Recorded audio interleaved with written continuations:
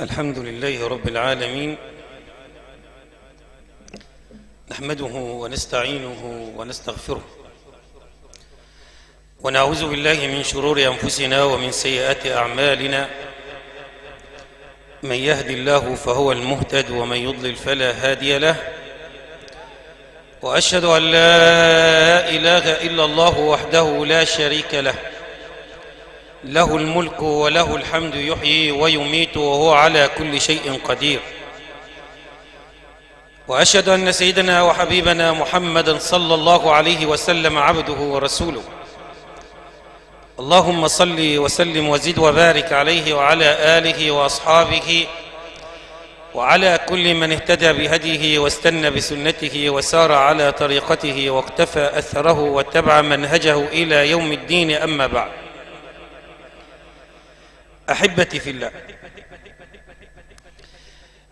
إن لله ما أخذ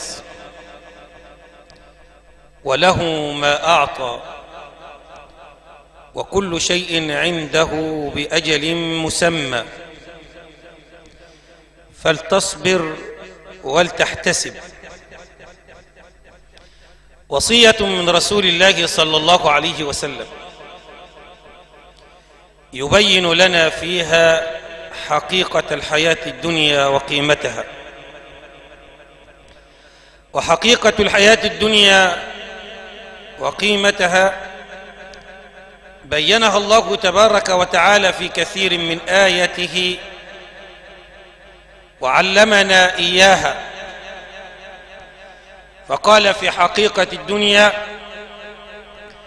كل متاع الدنيا قليل.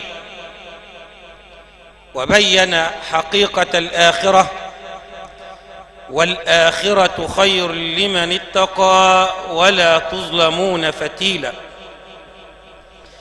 حقيقة الحياة الدنيا: وفرحوا بالحياة الدنيا، وما الحياة الدنيا في الآخرة إلا متاع.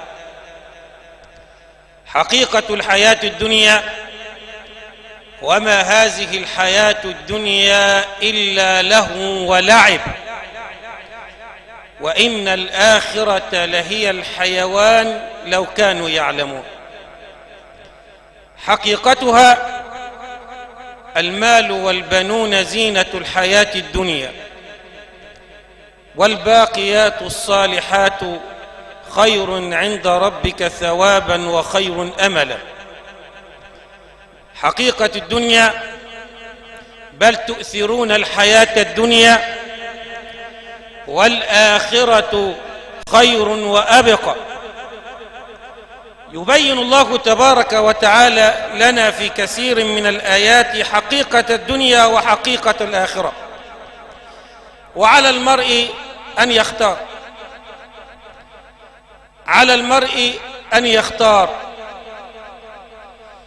يبين لنا الحبيب محمد صلى الله عليه وسلم حقيقتها عندما يمسك بمنكبي ابن عمر رضي الله عنهما ويقول له: كن في الدنيا كأنك غريب أو كعابر سبيل. فيقول ابن عمر رضي الله عنه وأرضاه: إذا أصبحت فلا تنتظر المساء، وإذا أمسيت فلا تنتظر الصباح، وخذ من صحتك لمرضك ومن حياتك لموتك. تزود من التقوى، فإنك لا تدري إذا جن ليل هل تعيش إلى الفجر. فكم من فتى أمسى وأصبح ضاحكا وقد نسجت أكفانه وهو لا يدري. وكم من صحيح مات بغير علة، وكم من سقيم عاش حينا من الدهر، وكم من صغار يرتجى طول عمرهم وقد أدخلت أجسادهم ظلمة القبر. وكم من عروس زينوها لزوجها وقد قبضت أرواحهم ليلة القدر. وكم من ساكن في الصباح بقصره وعند المساء كان من ساكن القبر. حقيقة الدنيا التي نراها أمام أعيننا كل ساعة وكل يوم، وما كان لنفس أن تموت إلا بإذن الله كتابا مؤجلا، قضاء وقدر كتبه الله سبحانه وتعالى على الأولين والآخرين، فلا ينجو منه صالح أو طالح، لا ينجو منه صالح أو فاسد، لا ينجو منه ظالم أو مظلوم. فعندما يقول الله تبارك وتعالى كل نفس، اعلم بأن هذا الأمر للجميع، فلا نبي لا يموت ولا صالح لا يموت، لأن الله تبارك وتعالى لم يقل إلا من شاء الله، وإنما قال كل نفس ذائقة الموت ثم إلينا ترجعون. حقيقة هذه الدنيا يقولها أمين وحي السماء لأمين وحي الأرض عليهما الصلاة والسلام، يقول له يا محمد يا محمد عش ما شئت فإنك ميت، أحبب من شئت فإنك مفارقه، وعش ما شئت فإنك ميت، واعمل ما شئت فإنك مجزي به. اعمل وأحبب وافعل ما تريد، وفي النهاية فإذا جاء أجلهم لا يستأخرون ساعة ولا يستقدمون. فالأمر ليس بيدك ولا بيدي، وإنما الأمر كله لله سبحانه وتعالى. وأمام هذا الأمر، وإن كان أمرا صعبا، أحبب من شئت فإنك مفارقه، يدخل الحبيب صلوات ربي وسلامه عليه على ابنه الصغير إبراهيم وهو يقول إن العين لتدمع وإن القلب ليحزن ولا نقول إلا ما يرضي ربنا إنا لله وإنا إليه راجعون. إنا لله وإنا إليه راجعون كلمة من العبد الضعيف يقر بأن الله هو الرب القوي سبحانه سبحانه سبحانه. أمن يجيب المضطر إذا دعاه ويكشف السوء ويجعلكم خلفاء الأرض أإله مع الله أإله مع الله قليلا ما تذكرون.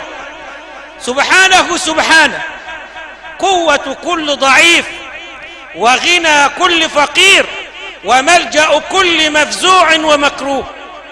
أمن يجيب المضطر إذا دعاه ويكشف السوء ويجعلكم خلفاء الأرض أإله مع الله قليلا ما تذكرون.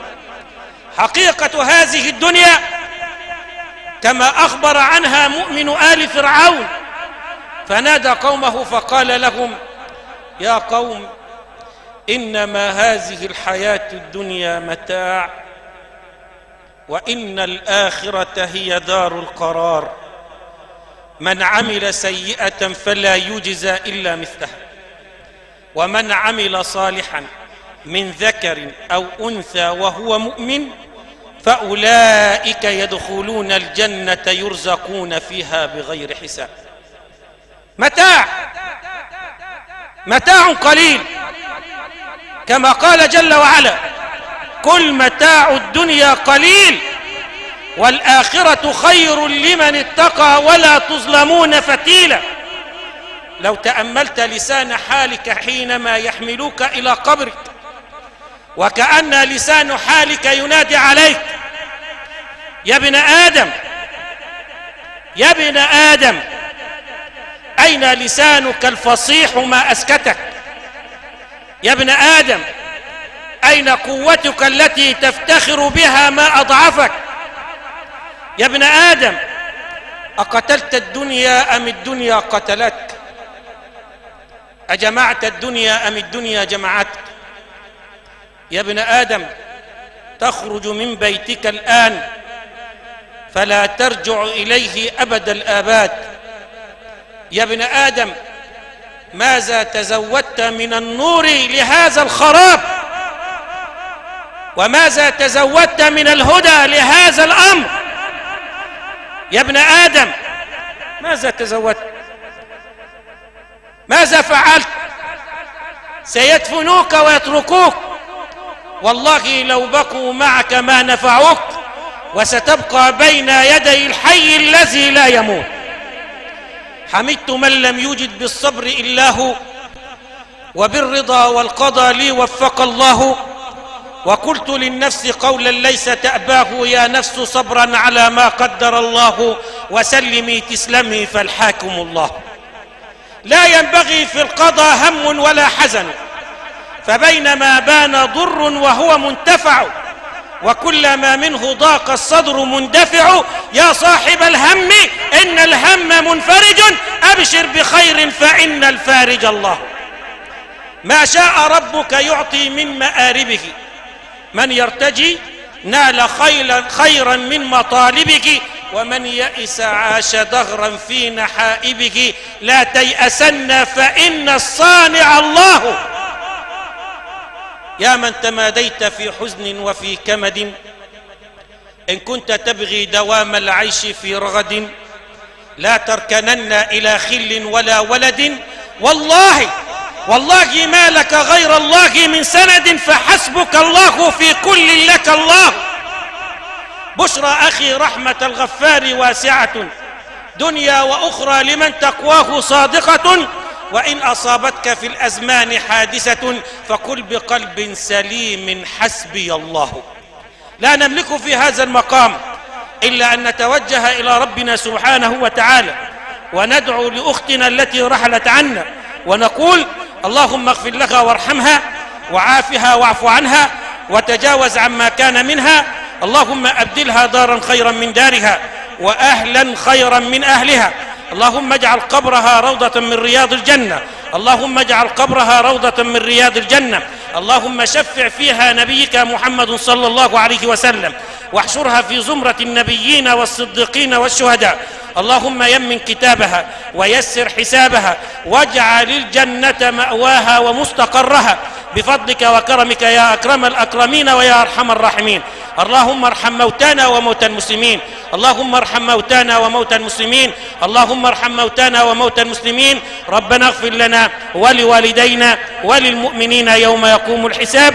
أقول قولي هذا وأستغفر الله لي ولكم، والسلام عليكم ورحمة الله وبركاته.